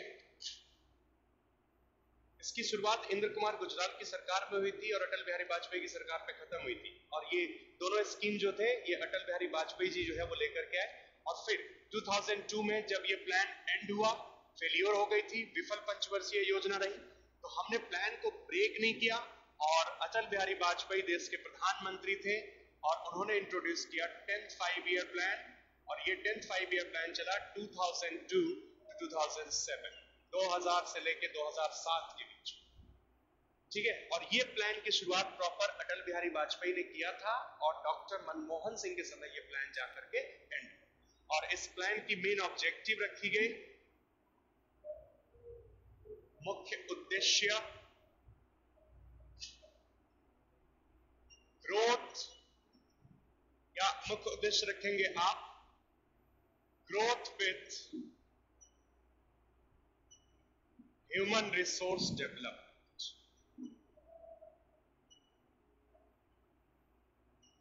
Growth with human resource development, मानव संसाधन के साथ। ठीक है। ग्लोबल मार्केट में जो है गुड्स एंड सर्विसेज की डिमांड जो है वो कम हो गई। ठीक है। ग्लोबल रिसेशन 1999 में प्रॉपर इंडिया में आई। ठीक है। और इस कारण से 9th 5-year प्लान फेल हुआ। अच्छा, हम 10th 5-year प्लान को डिस्कस कर लेते हैं, फिर अपना एक डाउट लेंगे। ठीक है। 10th 5-year प्लान में जो growth with human resource development की बात की गई, उसमें अटल बिहारी वाजपेयी की सरकार ने बहुत सारे प्रोग्राम पॉलिसीज लाए। ठीक है। मैं आपको ओरली मौखिक रूप से बता देता हूँ। ठीक है। और मैं आपके 5-year प्लान के लिए आपका PDF फाइल भी एक अपलोड करा दूंगा जिसमें आपको सारे डिटेल्स में मिल जाएंगे। ठीक है। किसी को कोई डाउट PDF फाइल से? आई डोंट थिंक कि किसी को कोई प्रॉब्लम होनी चाहिए। ठीक है। आपको रिवाइज रिटन में मिल जाएगा। ठीक है। बाकी तो मैंने आपको यहाँ पे समझा ही रखा है कि क्या क्या चीज किस किस 5-year प्लान में हुए। ठीक है। 10th 5-year प्लान में जब अटल बिहारी वाजपेयी की सरकार थी तो उन्होंने पहले पूरे भारत को जोड़ने के लिए गोल्डन क्वाड्रिलेटरल स्कीम की शुरुआत की, स्वर्ण चतुर्भुज परियोजना की शुरुआत की, और गोल्डन क्वाड्रिलेटरल स्कीम में भारत के 4 बड़े महानगरों को जोड़ने की बात की गई। 4 मेट्रोपॉलिटन सिटीज को जो है वो कनेक्ट करने की बात की गई, जिसमें दिल्ली, मुंबई, कोलकाता एंड चेन्नई, ठीक है, इन सभी मेट्रोपॉलिटन महानगरों को जोड़ने की बात की गई 6 लेन सड़कों से, ठीक है। उसके बाद भारत को नॉर्थ से साउथ, ईस्ट से वेस्ट कनेक्ट करने के लिए north south corridor, east west corridor की शुरुआत करने की बात की गई, ठीक है। फिर इसी 5 ईयर प्लान में भारत में जितने पॉल्यूटेड रिवर हैं, जितनी गंदी नदियां हैं, उनकी साफ सफाई की बात की गई थी कि जो मेजर पॉल्यूटेड रिवर हैं उन्हें हम साफ करेंगे, क्लीन करेंगे। और बट ऐसे पढ़ाएंगे तो नोट से अच्छा ये लगता है। ओके आदर्श जी, देखते हैं जो भी है अपलोड करा देंगे, नोट्स होगा तो नोट्स भी अपलोड करा देंगे ताकि आपको फ्यूचर में कोई नोट्स होना चाहिए, ठीक है। उसके बाद मेजर पॉल्यूटेड रिवर को क्लीन करने की बात की गई और इसी 5 ईयर प्लान में भारत में 100 दिनों की रोजगार की गारंटी को लेकर के लाया गया था मनरेगा।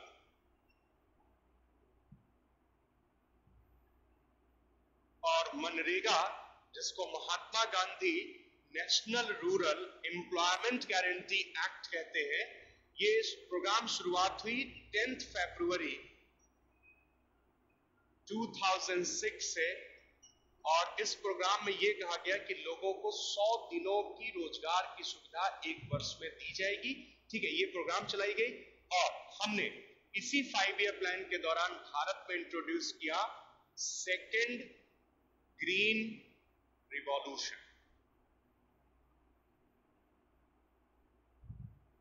ठीक है। द्वितीय हरित क्रांति की शुरुआत की, द्वितीय हरित क्रांति की शुरुआत की, सेकेंड ग्रीन रिवॉल्यूशन की शुरुआत की गई। और ये जो रिवॉल्यूशन था और जो फर्स्ट ग्रीन रिवॉल्यूशन था, तो फर्स्ट ग्रीन रिवॉल्यूशन में मैंने आपको लास्ट टाइम पे बताए भी थे कि फर्स्ट ग्रीन रिवॉल्यूशन में मेनली फोकस किसको किया गया था? Wheat, rice, jowar, bajra and मेज, इन्हीं 5 टाइप के कोर्स ग्रेन्स को फोकस किया गया। अब यहां पे हमने फर्स्ट ग्रीन रिवॉल्यूशन में ना तो ऑयल सीड्स को देखा, ना ही हमने पल्सेस को देखा, हमने सिर्फ ये 5 कोर्स ग्रेन्स के लिए जो है रिवॉल्यूशन की शुरुआत करा दी, ठीक है।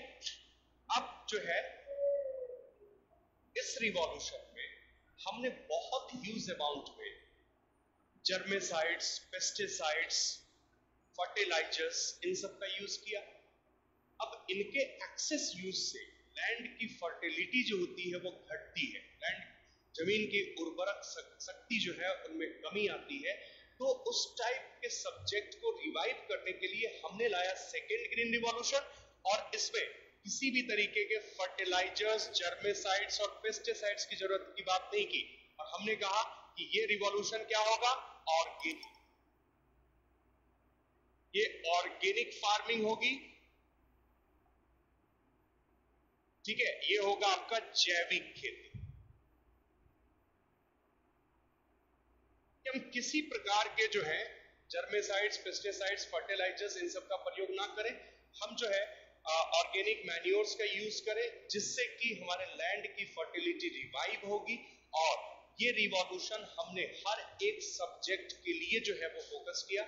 सिर्फ हमने इन 5 को फोकस नहीं किया, हमने कोर्स ग्रेन्स को फोकस किया, पल्सेस को फोकस किया, ऑयल सीड्स को फोकस किया, वेजिटेबल्स को फोकस किया, फ्रूट एंड फ्लावर्स को फोकस किया। जितनी प्रोडक्शन हो सकती है उतनी प्रोडक्शन हम सारे के सारे किससे करेंगे? ऑर्गेनिक फार्मिंग से। और सबसे बड़ी ड्रॉबैक फर्स्ट ग्रीन रिवॉल्यूशन का ये रहा कि पहली हरित क्रांति, फर्स्ट ग्रीन रिवॉल्यूशन, सिर्फ पंजाब, हरियाणा एंड वेस्टर्न उत्तर प्रदेश में सक्सेस हुए। तो हमने इस रिवॉल्यूशन की शुरुआत, सेकेंड ग्रीन रिवॉल्यूशन की शुरुआत जो है वो हमने किया नॉर्थ ईस्ट स्टेट्स, उत्तर पूर्वी राज्य से। और हमारे देश का पहला ऑर्गेनिक स्टेट कौन सा बना? फर्स्ट ऑर्गेनिक स्टेट, पहला जैविक राज्य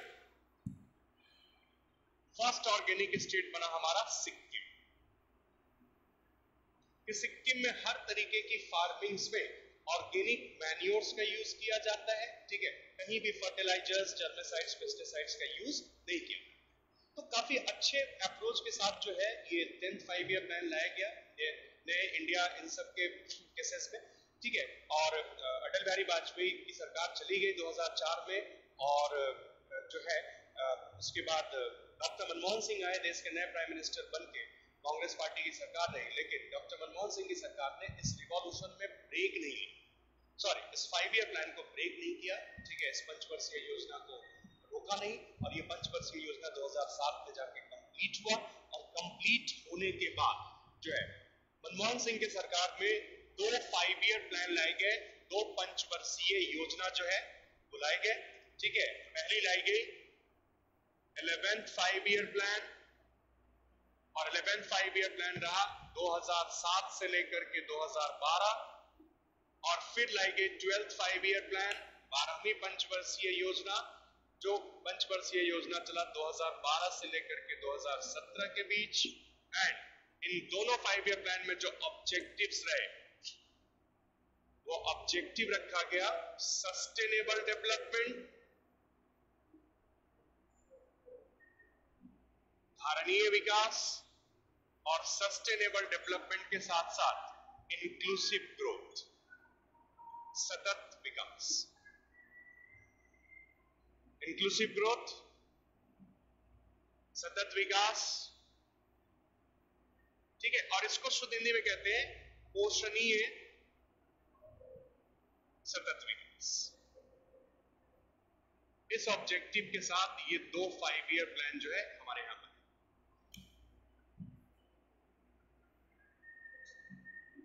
या आप इसको ये भी लिख सकते हैं सतत पोषणीय विकास।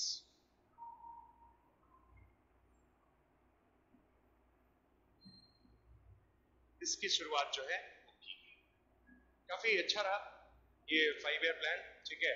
11th and 12th 5 year plan, ठीक है, और सक्सेस भी रहे। डॉक्टर मनमोहन सिंह ने और उनकी गवर्नमेंट ने जो है इस 5 ईयर प्लान में इंक्लूसिव ग्रोथ करने की कोशिश की। और मैंने आपको ऑलरेडी बता रखा है कि सस्टेनेबल डेवलपमेंट का मतलब कि जो भी रिसोर्सेस हमारी जनरेशन के लिए है, हम उन्हीं जनरेशन को, उन्हीं रिसोर्सेस का यूटिलाइज करें, फ्यूचर जनरेशन की रिसोर्सेस को यूटिलाइज ना करें। और इंक्लूसिव ग्रोथ में ये हमने सब्जेक्ट रखा कि जो भी चीजें सभी को जो है वो इकोनॉमिक ग्रोथ में जो है इंक्लूड करना है। मतलब इस इंडियन इकोनॉमी में जो हमारा जीडीपी है, उस जीडीपी में कंट्रीब्यूशन 100% लोगों का होना चाहिए, 100% लोगों का पार्टिसिपेशन होना चाहिए, ठीक है। और इंक्लूसिव ग्रोथ में सभी को एक अफोर्डेबल कॉस्ट पे जो है वो फाइनेंशियल सर्विसेज देने की बात की गई, ठीक है। और बहुत सारी चीजें इंक्लूसिव ग्रोथ में था, और सबसे फेमस स्लोगन जो इंक्लूसिव ग्रोथ को लेकर के है वो नरेंद्र मोदी की स्लोगन सबका साथ सबका विकास, ठीक है, कि हर किसी का इंक्लूजन होना चाहिए, हर किसी का जो है वो डेवलपमेंट होना चाहिए। इन सब ऑब्जेक्टिव के साथ ये 2 5 ईयर प्लान बने, ठीक है। और इन दोनों 5 ईयर प्लान में जो भी ऑब्जेक्टिव्स रखे गए वो 10th 5 ईयर प्लान की ऑब्जेक्टिव को आगे प्रोसीड किया गया, लेकिन डेवलपमेंट जो है वो थोड़ा सा स्लो रहा, क्योंकि बहुत सारे टाइप के स्कैम जो है इन पंचवर्षीय योजना के दौरान हुए, ठीक है, लेकिन इकोनॉमिक ग्रोथ की, ठीक है। तो ये पूरा का पूरा जो है तो वो था आपका 5 ईयर प्लान। 5 ईयर प्लान की ऑब्जेक्टिव्स, कौन कौन से ईयर में कौन कौन सी 5 ईयर प्लान लाई गई, ये सारी चीजें, ठीक है। अब आप एक काम कीजिए, आपके पास जो भी 5 ईयर प्लान से रिलेटेड डाउट्स हैं, उन सारे डाउट को 1 बाय 1 आप जो है वो पूछते चलिए, मैं सबको क्लियर करते चलता हूं, फिर हम चलेंगे नेक्स्ट चैप्टर। चलिए डाउट दीजिए। नमन जी, मैं बता दूंगा आपको how to handle failure in life and exam, दोनों चीजें। कोई भी लाइफ में और एग्जाम में फेल नहीं होता है, ठीक है, या तो आप सक्सेस होते हैं, ठीक है। हाँ रंजन जी, 2007 में ग्लोबल रिसेशन आया था, ठीक है, अमेरिकन इकोनॉमी में ग्लोबल रिसेशन थे जिसका इफेक्ट इंडिया में भी हुआ था। सर प्रेजेंट में कौन सा प्लान ऑब्जेक्टिव है? अभी कोई भी प्लान नहीं है हमारे पास में, ठीक है। 2017 के बाद हमने शुरू किया है विजनरी डॉक्यूमेंट्स,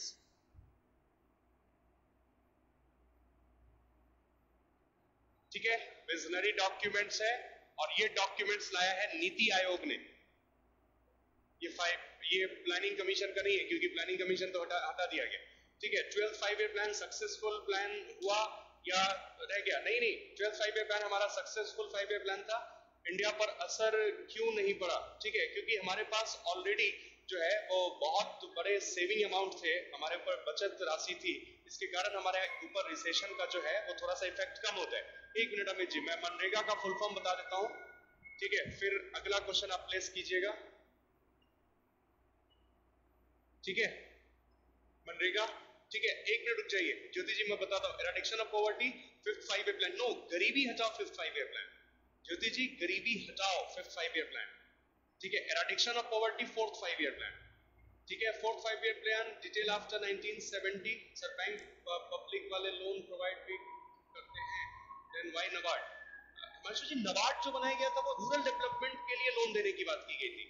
ठीक है शिवांगी जी, सर एक बार वो गरीबी हटाओ का कॉन्सेप्ट था वो बता दीजिए। ठीक है, गरीबी हटाओ कहने का मतलब है कि इंदिरा गांधी की सरकार ने ये कहा था, ठीक है, कि जो हमारे यहाँ पॉवर्टी है उस पॉवर्टी को लेकर के कई सारे प्रोग्राम पॉलिसीज लाए जाएंगे और उस प्रोग्राम पॉलिसी से लोगों की गरीबी हटाई जाएगी, जो पॉवर्टी है उसको हटाया जाएगा। ठीक है, मनरेगा का फुल फॉर्म है Mahatma Gandhi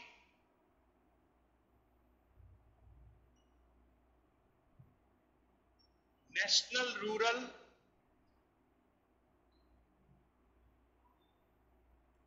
employment guarantee act.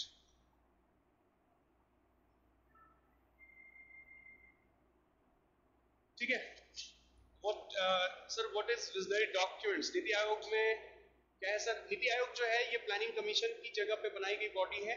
ठीक है, जो काम प्लानिंग कमीशन करती थी वही काम नीति आयोग भी करती है। ठीक है, इनका भी काम है प्लान बनाना। ठीक है, इसके बाद व्हाट इज विजनरी डॉक्यूमेंट्स? हमने क्या किया है कि विजनरी डॉक्यूमेंट्स हमने बनाया 2017 के बाद, ठीक है, आफ्टर 2017, कि हमारे पास जो भी रिसोर्सेज अवेलेबल हैं उन रिसोर्सेज को हम नेक्स्ट 15 ईयर में कैसे कवर अप करें। ठीक है, मीनिंग तो सेम ही हुआ सर। ज्योति जी, मैं आपकी बात को नहीं समझ पा रहा हूं, आप क्या पूछना चाह रही है? ठीक है, देखिए आपका क्वेश्चन था नाबार्ड से रिलेटेड। नाबार्ड जो है, ठीक है, और आरबीआई, तो अगर भारत सरकार अपने किसी बजट में रूरल डेवलपमेंट के लिए कोई भी फंड करता है तो वो फंड नाबार्ड किसको देगा? आरआरबी को, और फिर आरआरबी वो फंड कहां तक भेजेगा? कस्टमर। लेकिन आरबीआई जो है ये आपका आरआरबी को भी लोन दे सकता है, आरबीआई जो है वो नॉर्मल बैंक को भी लोन दे सकता है। ये कॉन्सेप्ट यहां पे लगा, क्लियर हुआ? अभी कोई प्लान नहीं है, अभी जो है विजनरी डॉक्यूमेंट्स चल रहा है। ठीक है, ये डाउट क्लियर हुआ कि यहाँ पे बैंकों को भी आरबीआई लोन दे सकता है। नाबार्ड सिर्फ किसको लोन देगा? आरआरबी को, रीजनल रूरल बैंक को। 1971 में इंडो पाक वॉर हुए थे, को कैसे अफेक्ट करता है? एराडिक्शन ऑफ पॉवर्टी, नहीं ज्योति जी, एराडिक्शन ऑफ पॉवर्टी का हिंदी ट्रांसलेशन होता है गरीबी हटाओ, बट 5th 5 ईयर प्लान में इंदिरा गांधी ने गरीबी हटाओ एज वेल एज हिंदी और अंग्रेजी दोनों में लिखवाया था। ठीक है, now finance minister is Arun Jaitley साहब फाइनेंस मिनिस्टर है। विजनरी डॉक्यूमेंट्स होता क्या है? हम अपने रिसोर्सेज को 15 ईयर तक जो है रिसोर्सेज को यूटिलाइज करेंगे, वो है विजनरी डॉक्यूमेंट्स। ठीक है, देखिए जब आरबीआई लोन देता है तो आरबीआई लोन तो आरआरबी के डिमांड पे देगा, लेकिन नाबार्ड जो है, अगर मान लीजिए सरकार ने बजट में कहा कि रूरल डेवलपमेंट के लिए 20,000 करोड़ रुपए देना है, तो 20,000 करोड़ रुपए किसके पास आएगा? नाबार्ड के पास। तो नाबार्ड जो है वो सिर्फ आरआरबी को लोन देता है, लेकिन आरबीआई जो है वो आरआरबी को भी लोन देगा और बैंक को भी लोन देगा, इससे डिफरेंट है। ठीक है, नीति आयोग क्या है? देखिए नीति आयोग एक प्लानिंग बॉडी है। नीति आयोग, इसका फुल फॉर्म नेशनल इंस्टीट्यूशन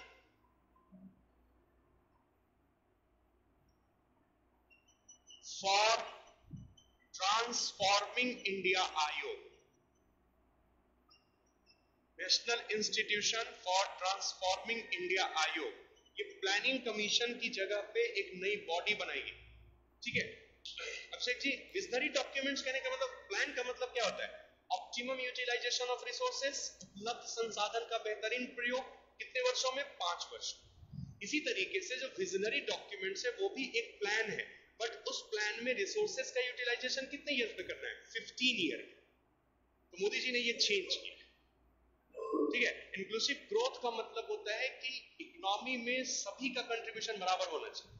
ठीक है sir, how a global depression occurs?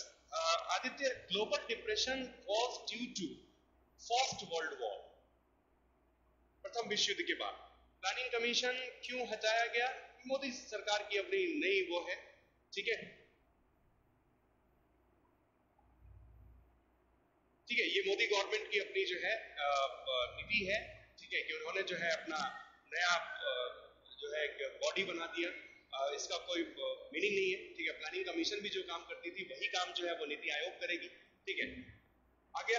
ठीक है, चलिए, तो ये था आपका second chapter, that was 5 year plan. Sustainable, Ritika ji, sustainable development कहने का मतलब है कि जो हमारी जनरेशन के रिसोर्सेज अवेलेबल हैं, हम उन्हीं रिसोर्सेज को यूटिलाइजेशन करें। ठीक है, हम जो है अपने फ्यूचर जनरेशन के रिसोर्सेज को यूटिलाइज ना करें। This is known as sustainable, कि जितनी रिसोर्सेज हमारे लिए उपलब्ध है उसी रिसोर्सेज का हम यूटिलाइजेशन करें, हम फ्यूचर जनरेशन के रिसोर्सेज का यूटिलाइजेशन ना करें। ठीक है, इंदिरा गांधी इज गुड और बैड? इंदिरा गांधी के स्कीम को अगर देखेंगे तो स्कीम उनका बहुत गुड था। ठीक है सर, अगर पॉवर्टी एराडिक्शन पूछा जाए तो 4th 5 ईयर प्लान बिल्कुल। शिवांगी, अगर एराडिक्शन ऑफ पॉवर्टी पूछा जाता है that is 4th 5 year plan. गरीबी हटाओ that is 5th 5 year plan. ठीक है, बिल्कुल करेक्ट। नमन जी, मतलब नहीं पता है, बताएंगे सर जी। नमन जी, क्या क्वेश्चन है? फिर से एक बार क्वेश्चन प्लेस कीजिए। मैं बिल्कुल बताऊंगा, क्यों नहीं बताऊंगा।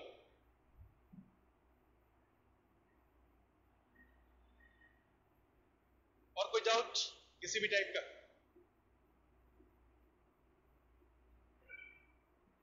ठीक है, समझ में आ गया 5 ईयर प्लान, सारे के सारे 5 ईयर प्लान।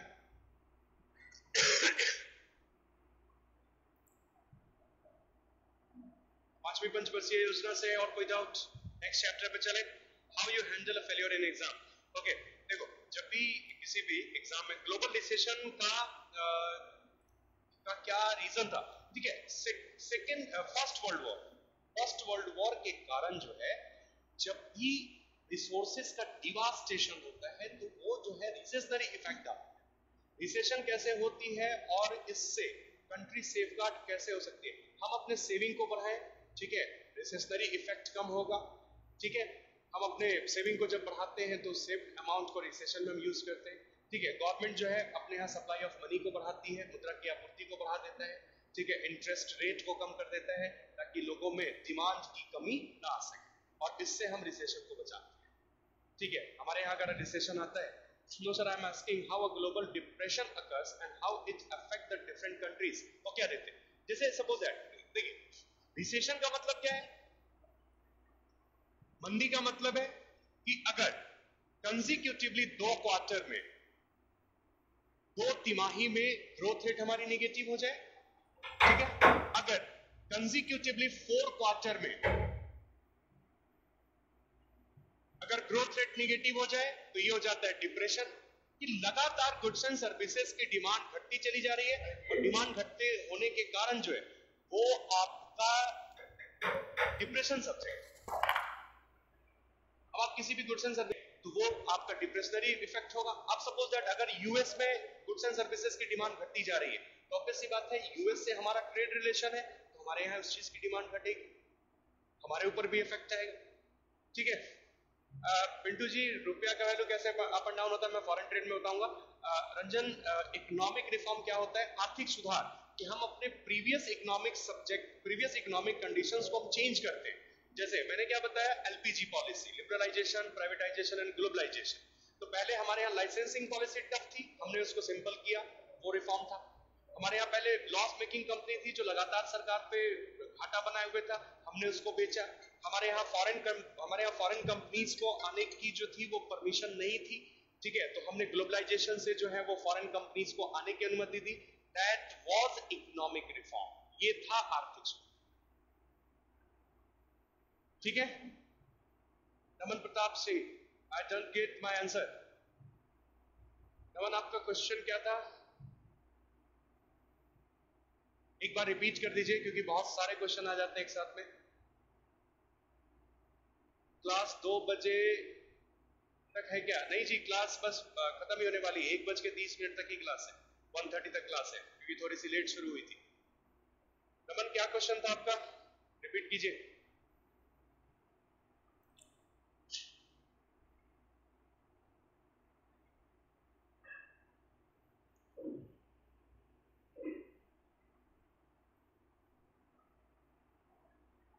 बिल्कुल पीडीएफ मिलेगी। How to handle failure in exam. हाँ, आपके क्वेश्चन पे आते हैं। देखिए, एग्जाम में कोई फेलियर नहीं होता, ठीक है। आपका टेम्परामेंट होता है, ठीक है, एंड टेम्परामेंट कहने का मतलब है कि आप किस तरीके से जो है एग्जाम के प्रेशर को झेलते हैं। और सबसे बड़ी बात यह है कि आपके अंदर जो है वो कॉन्फिडेंस होना चाहिए, और कॉन्फिडेंस से एग्जाम निकलता है, कोई फेलियर नहीं होता एग्जाम, ठीक है। And receive that moment when you get success in, I am not success in UPSC, I am success in BPSC, Bihar public service commission. This is union public service commission, and UPSC is for all India services, and BPSC is for state services, ठीक है। तो चलिए next class पे आते हैं। Norman बरलॉग किस country से थे? शशि जी, नॉर्मन बरलॉग अमेरिकन एग्रीकल्चर साइंटिस्ट थे। ये अमेरिका के जो थे वो कृषि वैज्ञानिक थे। बरलॉग साहब जो थे वो अमेरिकन थे, ठीक है। Next chapter is national income, राष्ट्रीय आय। नेशनल इनकम, राष्ट्रीय आय। अब देखिए, इस चैप्टर में हम थोड़े से कॉन्सेप्ट भी पढ़ेंगे, ठीक है। लिख लो नंबर 9891149677।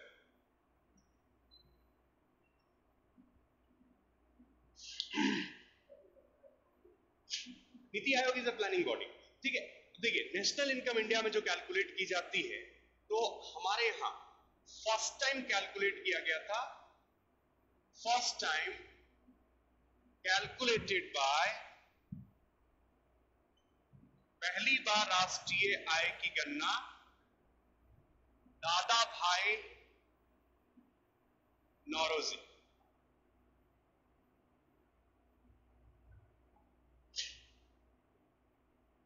भारत में पहली बार राष्ट्रीय आय की गणना दादा भाई नौरोजी के द्वारा, और इनका जो प्रिंसिपल था वो था drain of wealth principal.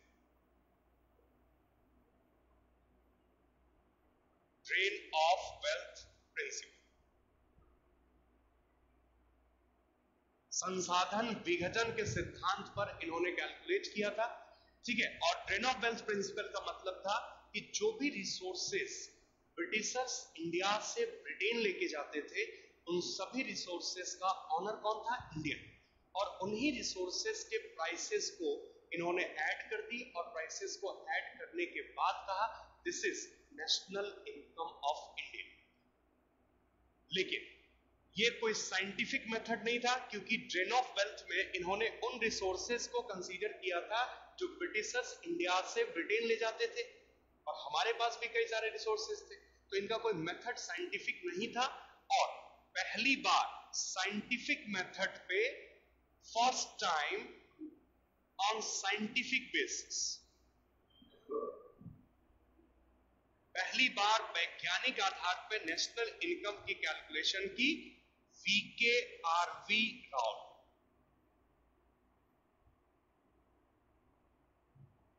वीकेआरवी Rao, वैज्ञानिक आधार पर पहली बार राष्ट्रीय आय की गणना वीकेआरवी राव साहब।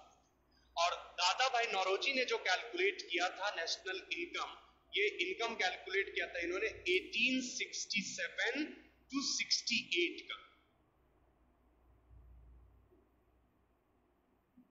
एंड वीकेआरवी राव साहब ने जो कैलकुलेट किया था नेशनल इनकम, ये कैलकुलेट किया था उन्होंने 1929 टू 1933 का, 1929 से लेके 1933 के बीच। हमने इसके बाद अपने नेशनल इनकम की कैलकुलेशन के लिए हमने एक बॉडी बनाई। एट प्रेजेंट, वर्तमान में, नेशनल इनकम कैलकुलेटेड बाय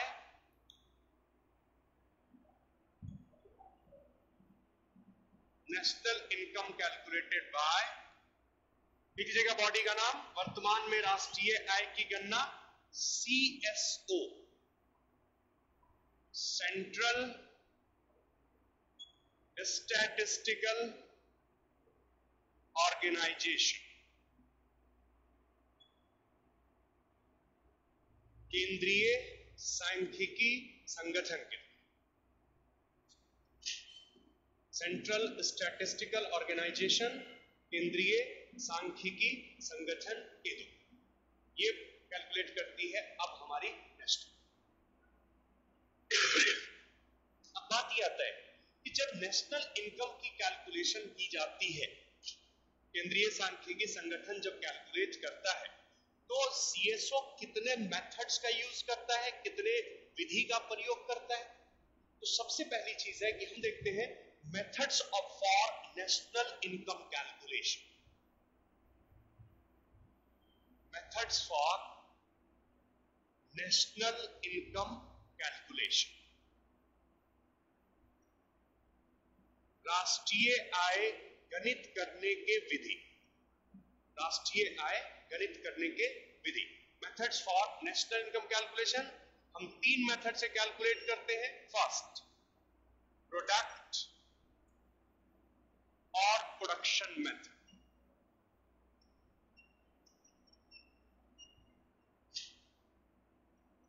उत्पाद व उत्पादन विधि, प्रोडक्ट और प्रोडक्शन मेथड, उत्पाद व उत्पादन विधि। ठीक है। सेकेंड मेथड हम यूज करते हैं इनकम मेथड, आय विधि,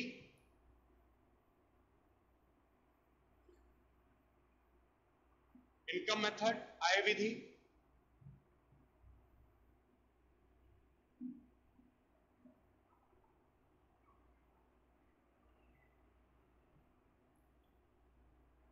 ठीक है।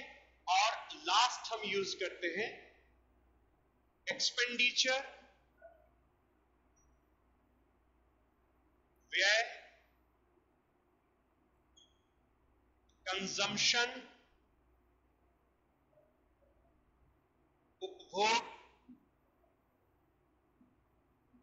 एंड लास्ट सेविंग, बचत मेथड।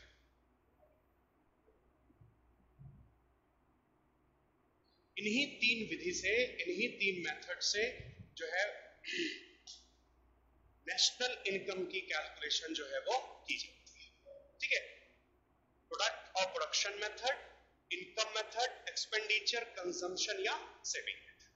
ठीक है। तो मैं आपको नेक्स्ट क्लास में इन सभी मेथड से कैसे कैलकुलेशन की जाती है, कैसे राष्ट्रीय आय को गणित की जाती है, उस पर डिस्कशन करेंगे।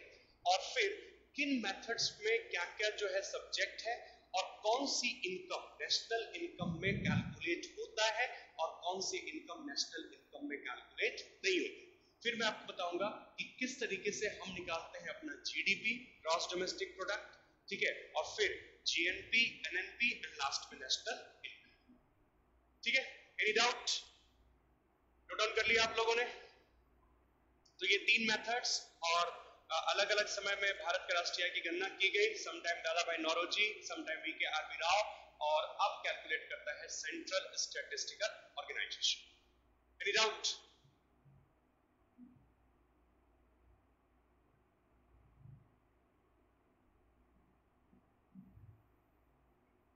Okay, thank you.